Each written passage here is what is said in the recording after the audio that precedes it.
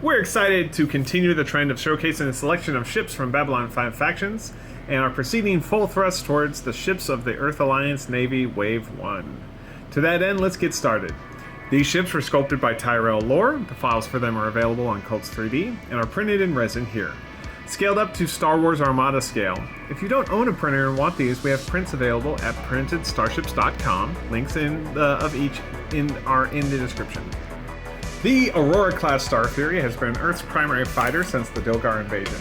Design adapted from fighters that the Dilgar employed, the Staryfury is the equal of any other race's heavy fighter, save those of the Minbari, and of course the first ones.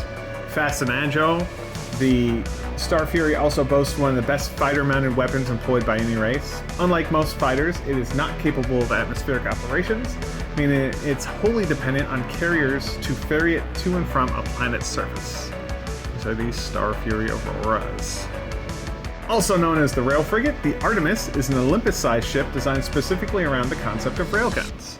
Ships of this class appeared before the Dilgar War and were intended to engage and destroy capital ships, a tall order for such a small vessel. As an effort to prevent fighters from swarming the ship, it was heavily armored, so much so that enemy fighters had great difficulty inflicting severe damage to its hull. The Artemis fell into disfavor as fleet doctrine shifted away from matter-based weapons due to spurious complaints about resupply difficulties. With approximately 50 shots per weapon and a fleet train needed to operate out of EA space anyway, this was not supported by the evidence, but the Senate stood firm with budgetary policy, and the last Artemis was destroyed in the Minbari War. In the contemporary era, this policy has been rescinded and such ships are reappearing. Once the decision was made to build it without atmospheric capabilities, the Staryfury needed something to carry it. The original vessel built for this purpose was the Avenger Carrier. Although it was poorly armed, it can carry four full squadrons of Staryfuries. Each flight is carried in special bays attached to the side of the ship and can be dropped into combat in a single turn or recovered at the same rate, enabling all 48 fighters to vault into combat once. The Avenger later fell into disfavor. The Nova operated 24 fighters, making the Avenger less valuable. New construction was stopped, but existing Avengers were operated as fighter support centers to help service fighters, their own and others, that needed maintenance the typical ship could not provide. The last Avenger was destroyed during the EA Civil War. The Hyperion was one of the most successful ship classes ever designed by the Earth Alliance.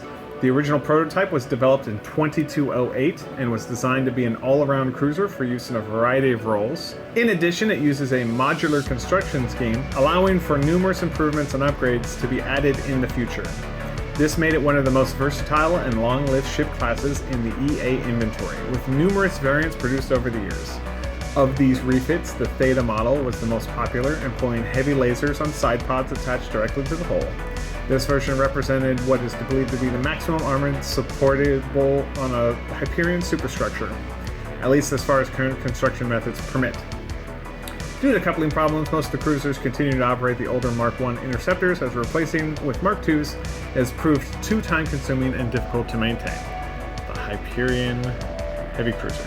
The Nova was once considered the ultimate weapon by the Earth Alliance. It made its appearance just before the Dilgar War and played a key role in EA's victory during that conflict. Since then, however, it has declined in popularity, chiefly because its short cruising range and uncomfortably small amount of space for its crew. In addition, so many weapons are packed into such a compact hull that it's very difficult to maintain at peak operating capacity. Unlike the Omega and the Hyperion, there are few variants of Novas, probably because their designs are so specialized and they don't take well to modifications. The Nova is armed with 18 laser pulse arrays, all of them with wide firing arcs, making it a very dangerous opponent to face at short to medium range. Fighters in particular find it very dangerous to approach unless they time their attacks to coincide with a firing delay.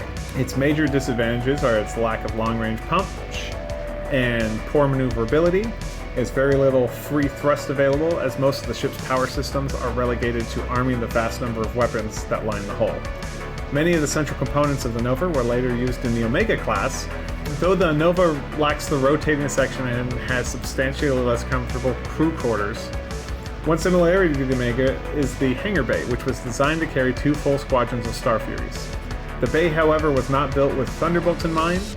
Thunderbolts didn't exist, even on paper, when most Novas were fielded. Thus, the Novas cannot operate Thunderbolt Staryfury.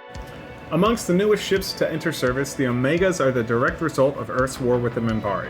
Minbari warcruisers have 2 squadrons of fighters stationed aboard, which gave them an advantage at every turn. The current ship of the line, the Hyperion, only carried 6 fighters.